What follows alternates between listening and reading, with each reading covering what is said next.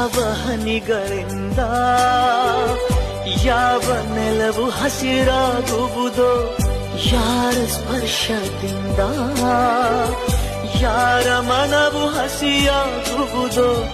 ಯಾರ ಉಸಿರಲ್ಯಾರ ಹೆಸರೋ, ಯಾರು ಬರೆದರೋ,